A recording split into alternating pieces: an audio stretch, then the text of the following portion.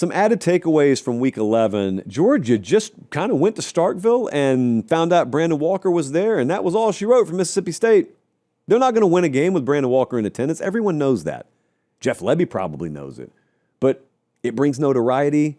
The entire Barstool ecosystem descended on Starkville, but so did a loss. So I don't know, man. Georgia 41, Mississippi State 21. Kind of a secret splattering. I regret, in retrospect, that I did not announce the splattering when it was Georgia 38, Mississippi State 7.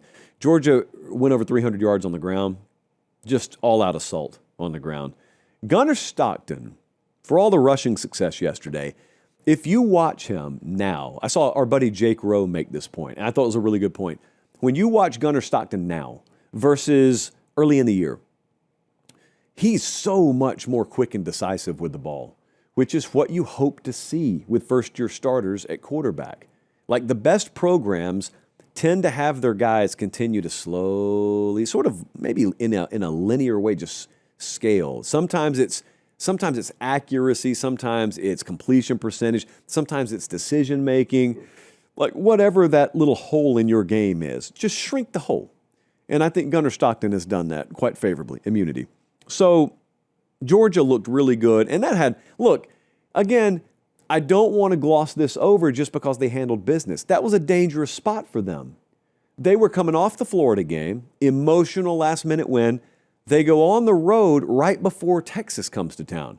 Letdown spot, look-ahead spot, all the stuff that you always make a big deal about in college football. Well, credit Georgia for rendering all of that totally irrelevant. The ACC rendered itself almost irrelevant yesterday. It was a nightmare day for the ACC.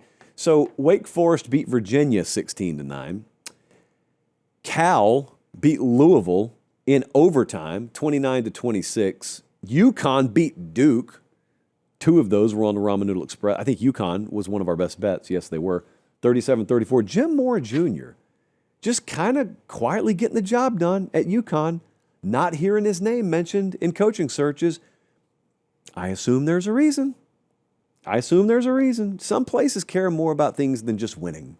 You know, so if anyone can win, can you win the press conference? Actually, Moore could win the press conference for you too. Although his press conferences of late up there have left a little bit to be desired. Do you know who the offensive coordinator at Cal is right now? It is one Brian Harsin, whose stock looks better and better every day once you see how the Hugh Freeze era played out at Auburn, but I digress. Brian Harsin calling the exact plays that have worked against him in years past, just brilliance. And you think about being Cal, okay? Cal flies from Berkeley to Charlottesville, North Carolina. They're in overtime. Think about the difference. I talked to Brian Harsin last night. I'm like, think about the difference in that call in overtime. And it either goes one way or it goes the other way. And you're about to fly 6 or 7 hours back across the country with either a win or a loss, depending on the outcome of one play. It went their way.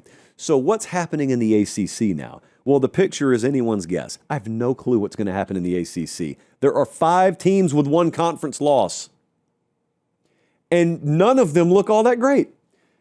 Miami and Louisville have 2 losses, and I think from a power ratings perspective, we probably have them as the best power-rated teams in the conference, but that doesn't matter because they've both lost a couple of conference games.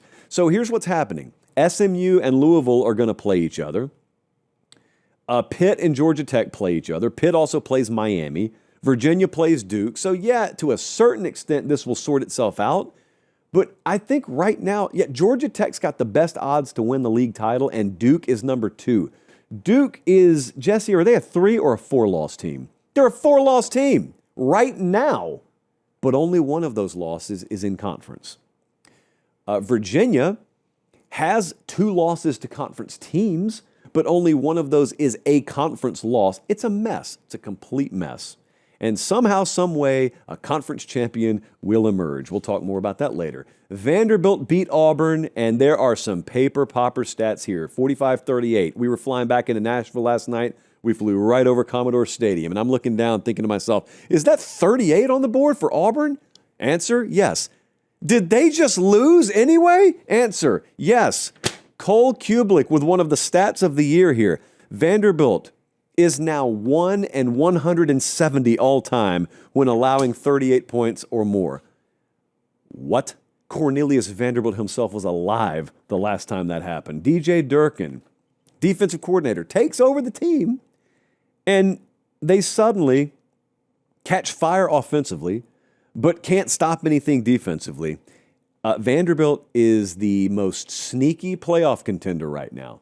They are so close. They got a bye week. They got Kentucky, and then they go to Tennessee. And that last weekend of the season, there are a few games setting up. Georgia, Georgia Tech, Texas, Texas A&M, Vandy, Tennessee. These games could decide playoff spots. There could be so much on the line. Some of those are Friday games. Some of those are Saturday games. Odds to make the playoff right now, Vanderbilt is plus 235. Those are not terribly long odds at all. By comparison, Georgia's minus 3,000. Vegas FanDuel feeling really good about Georgia right now. And good for them. Good for them. Hey, really quick timeout. We'll get right back to the video. Do me one favor. Make sure you're subscribed. It helps us keep the show free. It helps us keep the lights on. It helps us keep doing college football year-round. And we appreciate it. All right, back to the video. Nebraska, I wanted to point this out right quick. Will Compton Memorial portion of the show. He's still alive. TJ Lateef brings Nebraska back to life last night. He went out to the Rose Bowl. He's from Compton. So it was one of those classic storybook come back home and win type performances. He was 13 of 15, 205 through the air, added some on the ground, had 3 touchdowns passing. How do you feel about Nebraska? Nebraska is one of the teams in college football. There's this chunk of teams that are just good every year. Not very good, not elite, they're good. And in this 10 or trash mentality that a lot of people have, you're either a playoff team or you suck. You're either 10 or you're trash. There are several rungs on any ladder. You can go buy one at Academy right now, and you'll see there are many rungs on it. Okay, so Nebraska's not 9 or 10, but they're not 1 or 2 either. They're just like rung 6. Right now, they're 7-3. They got a game at Penn State and a game against Iowa. They need to win one of those games to go over their season win total. So I know things seem disappointing right now. People like me, who may or may not, but definitely did, predict Nebraska to make the playoff. Yes, the season has fallen a little bit short of my expectation, but they would have beaten USC if the quarterback didn't go down. So they'd still be right there in the playoff hunt. So all I'm saying is it's not my fault. That's all I'm saying. And we'll see how they do these final 2 games of the season, but good for them last night. But that's not why you tuned in, is it? That's not a Sarah McLachlan special. That was just a good competitive game out on the West Coast. Tim Brando on the play-by-play, singing I'll Be There by the Spinners going to break. Full credit to Uncle Tim for that. But no, friends, that's not where I want to take your attention. Because there was something that happened in Lexington, Kentucky last night.